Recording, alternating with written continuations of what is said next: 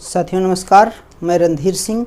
आज अपने channel Randhir Singh biotech channel पर मैं बॉक्सिंग से संबंधित कुछ महत्वपूर्ण बिंदुओं को लेकर आया हूं और ख़ासकर उन मित्रों के लिए वीडियो है जो टीजीटी पीजीटी शारीरिक शिक्षा की तैयारी कर रहे हों, एलटी ग्रेड उत्तरांचल और यूपी उत्तराखंड और यूपी का जिनका एग्ज़ाम देना हो, डीएसएसबी राजस्थान हरियाणा एचटेट और अन्य राज्यों सहित सेंट्रल गवर्नमेंट के जो केवीएस नवोदय के एग्ज़ाम होते हैं उनके लिए काफ़ी लाभप्रद होगा। इससे पहले एक छोटा सा निवेदन है कि जिन लोगों ने हमारे चैनल को सब्सक्राइब न किया हो वो सब्सक्राइब कर लें और अपने मित्रों तक इस वीडियो को ज़रूर शेयर करें जो शारीरिक शिक्षा से संबंध रखते हैं और शारीरिक शिक्षा के एक तरह से शिक्षक बनना चाहते हैं या शारीरिक शिक्षा से जुड़े हुए हों।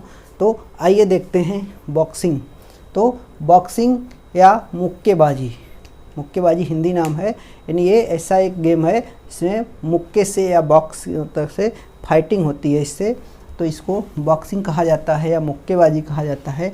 इसका देखते हैं कि शुरुआत कब होती है, ये कहाँ का गेम है, कैसे इसकी शुरुआत होती है। तो बॉक्सिंग की शुरुआत एक तरह से यूरोप से होती है, यानी यूरोप माना जाता है कि सबसे पहले बॉक्सिंग की शुरुआत यूरोप से होती है। इसके बाद देखा जाए यूरोप से हो गई, भारत में कब आया, कब इसकी शुरुआत होती है। तो भारत में जब ब्रिटिश काल था, अंग्रेज़ों का जब शासन था, तो ब्रिटिश काल में भारत में इसका आगमन हुआ और वहीं से इसकी शुरुआत होती है। अब इसी क्रम में अगर देखा जाए तो बॉक्सिंग एक ऐसा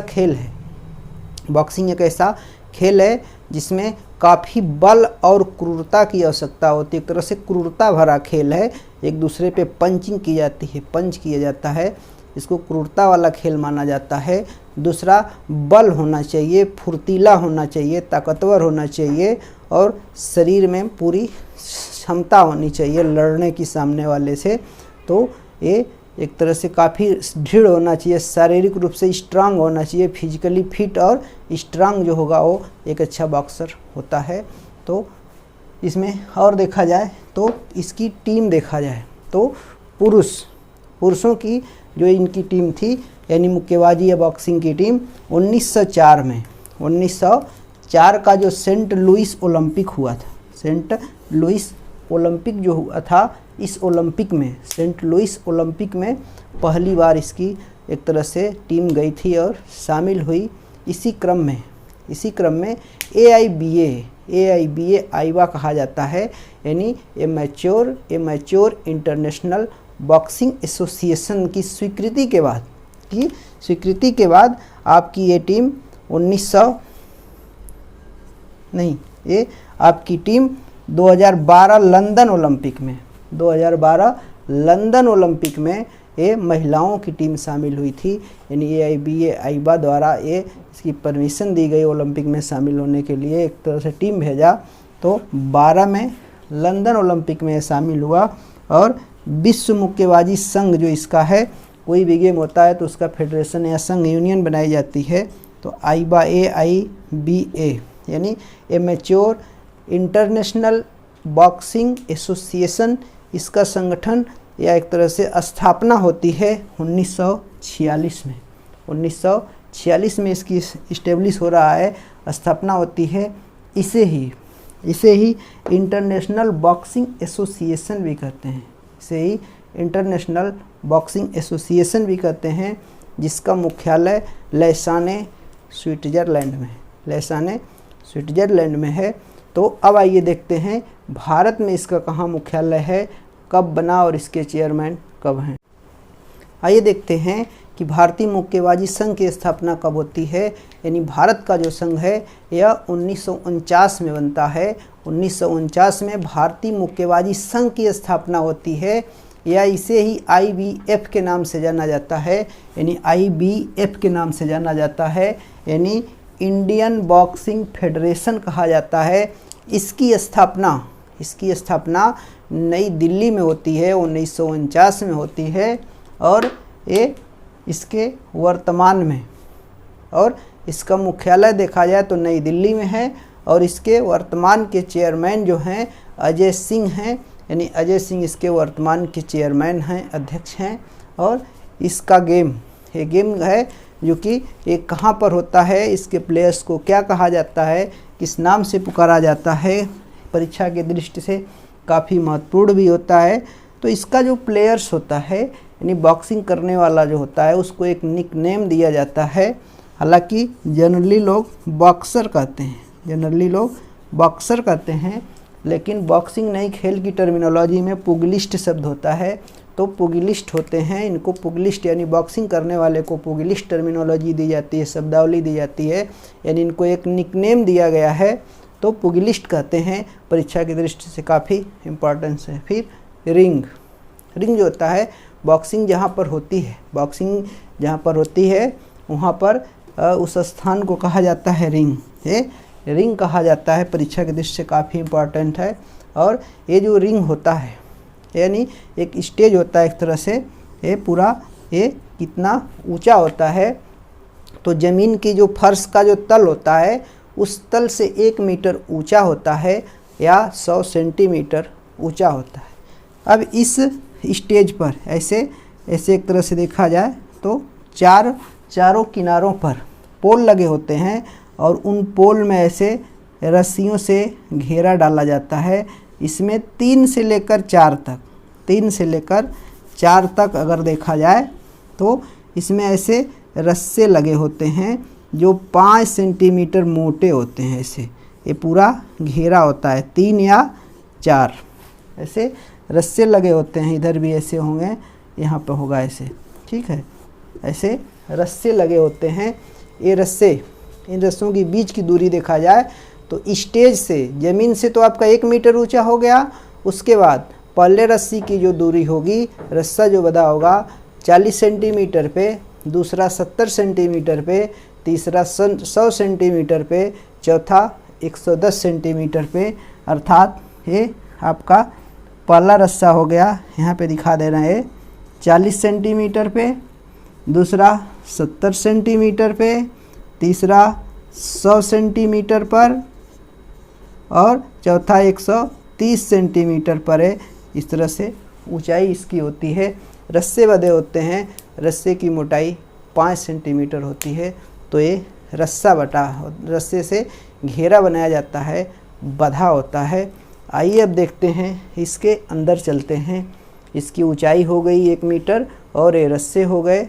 अब देखते हैं टोटल अगर देखा जाए ज़मीन से लास्ट जो रस्सा है, अगर 4 रस्से हैं तो 2.30 यानी 2 मीटर 30 सेंटीमीटर टोटल ऊंचाई हो जाती है, इतना ऊंचा होता है।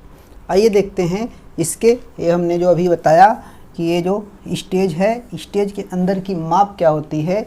तो स्टेज के अंदर की ये हमने यहाँ पर पोल 4 बनाया था, तो ये पोल होते हैं और इस पोल से चारों तरफ ऐसे कुछ दूरी छूटी हुई होती है। ऐसे एक तरह से सुरक्षित एरिया छोड़ा जाता है, जिसको एक तरह से खाली स्थान एक है। ये इसकी देखा जाए तो चारों तरफ से ये 85 सेंटीमीटर स्पेस होते हैं, 85 सेंटीमीटर के स्पेस होते हैं। उन पोल और रस्सों के चारों ओर खाली जगह छोड़ी जाती है। और इसका टोटल देखा जाए तो ये चौकोर होता है, यानी ये जो एक तरह से फाइटिंग का जो बॉक्सिंग का जो एरिया होता है या एक तरह से कंपटीशन का जो एरिया होता है, ये 6.10 मीटर इंटू 6.10 मीटर या 6100 सेंटीमीटर होता है। ये वर्गाकार होता है, चौकोर होता है। अब ये 85 सेंटीमीटर या 85 सेंटीमीटर चारों तरफ स्पेस छूटा हुआ है, उसको जोड़कर यानी पूरे प्लेटफार्म की अगर देखा जाए तो 7800 या 7.80 मीटर का ये चौकोर प्लेटफार्म होता है। इस प्लेटफार्म से जो रस्से लगे हैं इसके अंदर बॉक्सिंग कराई जाती है और इसके अंदर कॉर्नर बनाए जाते हैं। और प्लेयर्स जो इसके होते हैं ये बॉक्सिंग के लिए एक स्पेशल ग्लव्स का प्रयोग करते हैं और वो ग्लव्स लाल और नीले, मतलब दोनों खिलाड़ियों में से एक का लाल और एक का नीला होता है। एक जोड़ी ग्लव्स दोनों हाथों में पहनते हैं और लाल या नीले रंग का दोनों का विपरीत होता है, किसी का भी कोई कलर हो सकता है, वो पहनते हैं।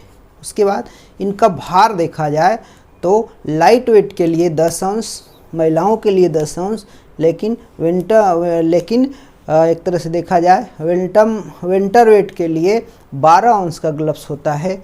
तो एक ग्लव्स होता है, इसका भार इम्पॉर्टेंट होता है, एक तरह से परीक्षा की दृष्टि भार पूछा जाता है, लाल और नीले रंग का होता है। इसके अलावा इसमें गम शील्ड का प्रयोग होता है, जो दांतों में मसूड़ों की सुरक्षा के लिए, दांतों के रक्षा के लिए अंदर लगाता है एक कवच, और एक तरह से यहाँ पर पूरे चेहरे और एक तरह से हैंड गार्ड और एक तरह से गार्ड लगाया जाता है सुरक्षा की दृष्टि से।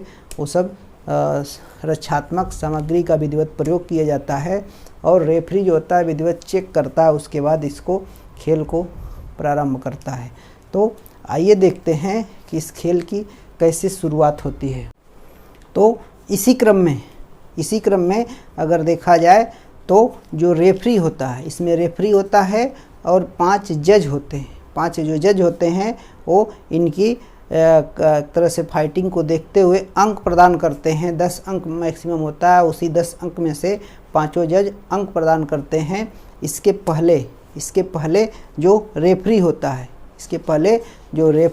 है, वो रेफरी हाथ मिलवाता है दोनों प्लेयरों से एक तरह से, और पास लाता है। उसके बाद शुरुआत का वो सिग्नल देता है।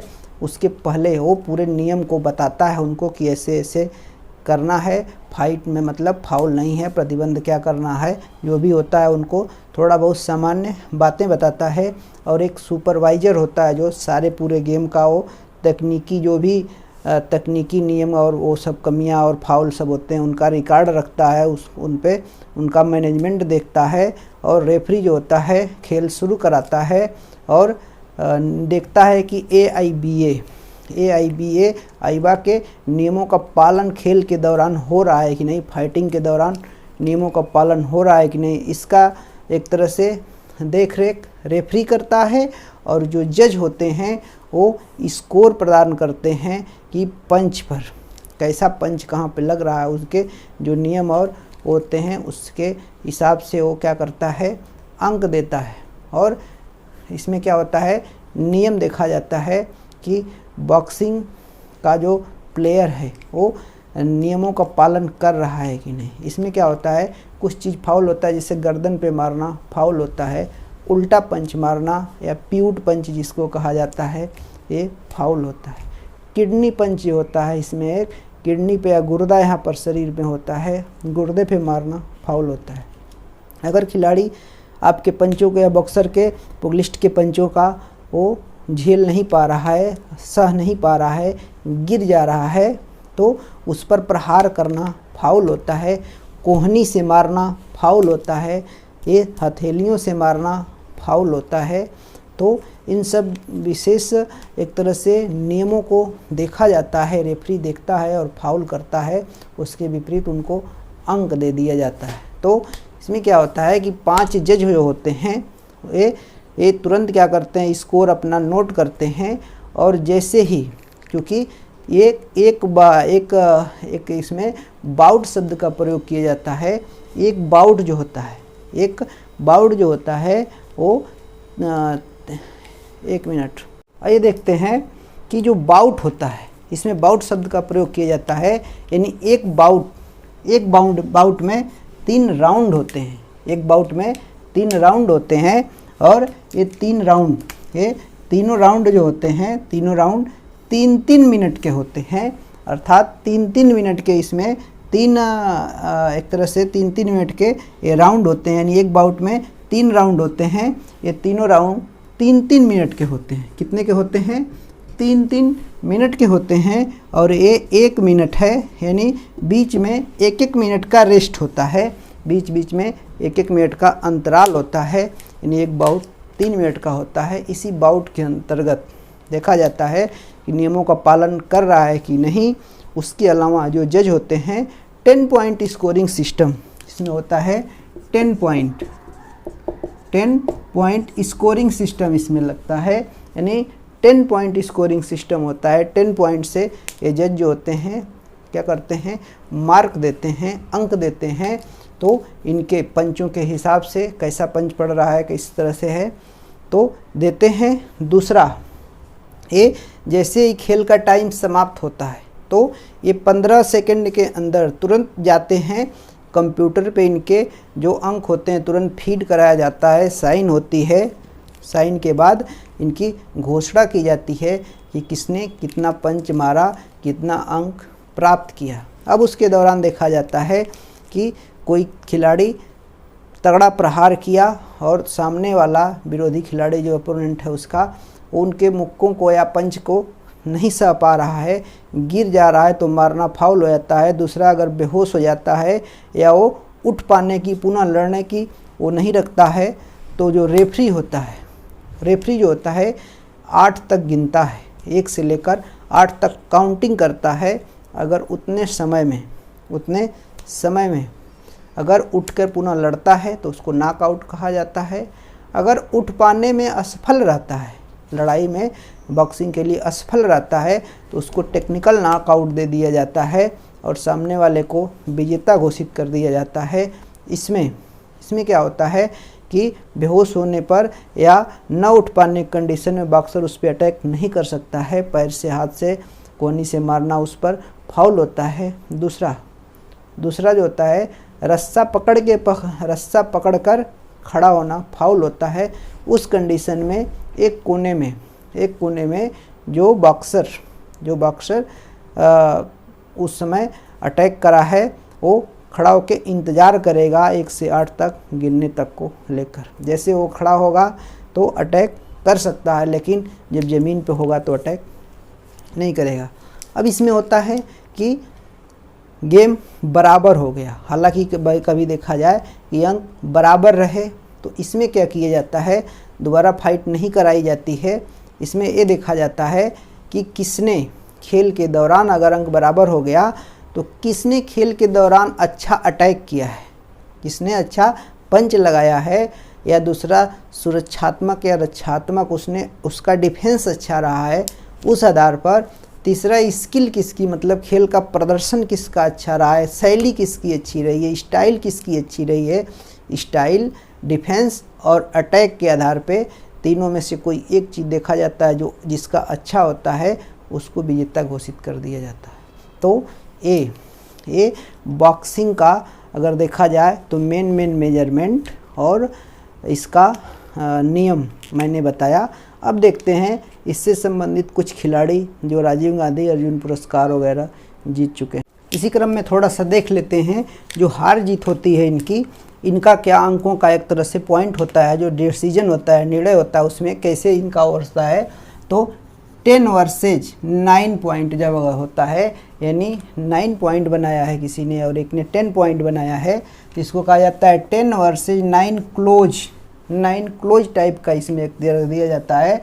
और दूसरा एक विनर होता है जो 10 पॉइंट बनाया है और ये सामने वाला 8 पाया है, इसको कहा जाता है 10 वर्सेज 8 क्लियर विनर। और एक होता है 10 वर्सेज एक तरह से होता है 10 वर्सेज 7 टोटल डोमिनेंस। इसमें एक तरह से इसका स्कोरिंग होती है और स्कोर का ये राउंड होता है इस तरह से 10 versus 9 close, 9 versus 8 close, 10 versus 7 close, total dominance होता है। इस तरह से इसमें स्कोर प्रणाली है, एक स्कोरिंग सिस्टम है, ऐसे स्कोरिंग होती है।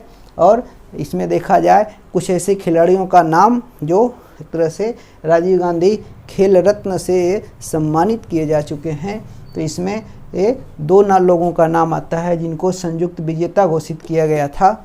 तो मैरी कॉम और दूसरे विजेंदर सिंह का नाम आता है जो एक अच्छे बॉक्सर रहे और इनको संयुक्त रूप से इनको 2008 और 9 में इनको पुरस्कृत किया गया राजीव गांधी खेल रत्न से। अब दूसरा आता है अर्जुन पुरस्कार अगर देखा जाए तो प्रथम अर्जुन पुरस्कार 1961 में एल बड्डी डिसूजा ने 1961 में प्रथम पुरस्कार इसका प्राप्त किया और वर्तमान में लेटेस्ट में 2019 19 में, 17 में एक मिला था, 17 के बाद 18 में नहीं मिला, 19 में सोनिया लाथर को मिला है, सोनिया लाथर को मिला है, 2020 में किसी को नहीं मिला है। तो ये अर्जुन पुरस्कार से सम्मानित किए जा चुके हैं। तो ये बॉक्सिंग के एक तरह से एक धुरंधर खिलाड़ी रहे और अर्जुन पुरस्कार और राजीव गांधी खेल रत्न से इनको पुरस्कृत किया जा चुका है। इसी प्रकार से अगर देखा जाए तो ये बॉक्सिंग का खेल पुरुष और महिला दोनों का होता है और इसमें अलग अलग अलग अलग आयु और भार के हिसाब से होता है, अलग अलग इसके वेट के हिसाब से इनमें मुकाबले कराए जाते हैं। AIBA या आईबा या इंटरनेशनल बॉक्सिंग फेडरेशन के तहत इसका टूर्नामेंट जो भी होता है कराया जाता है। और इस तरह से देखा जाए तो हमने पूरा परीक्षा के दृष्टि जो मेन इनमें पॉइंट थे पूरा बताने का प्रयास किया है। आप उम्मीद और हमें पूरा विश्वास है कि आपको समझ में आया होगा। समझ में आया तो कैसा लगा उसको कमेंट बॉक्स में ज़रूर लिखें। वीडियो को लाइक करें, अपने मित्रों तक ज़रूर शेयर करें, खासकर उन मित्रों को ज़रूर शेयर करें जो अनुदेशक हैं, जो शारीरिक शिक्षा से जुड़े हुए हों, जो TGT PGT का एग्ज़ाम देते हों, KVS नवोदय, HTET झारखंड, बिहार, दिल्ली अधीनस्थ, UP चयन बोर्ड, LT ग्रेड झारखंड और उत्तर प्रदेश, जितने भी एग्ज़ाम इससे होते हैं संबंधित उनसे संबंधित जो भी रिलेटिव उनके कैंडिडेट हैं जो प्रतियोगी परीक्षाओं में शामिल होते हैं उनके तक वीडियो को ज़रूर शेयर करें। और एनाटॉमी फिजियोलॉजी में जिनको दिक्कत हो रही हो वो हमारे लाइव क्लास से भी ज्वाइन कर सकते हैं, तो हमसे संपर्क भी कर सकते हैं। शारीरिक शिक्षा से संबंधित ढेर सारी बातों और उनको मैटर को लेकर इस अपने YouTube चैनल पर मैं हाजिर रहूँगा। किस तरह की वीडियो आप चाहते हैं कमेंट बॉक्स में ज़रूर लिखें। इसी के साथ पूरा वीडियो देखने के लिए बहुत बहुत धन्यवाद। जय हिंद।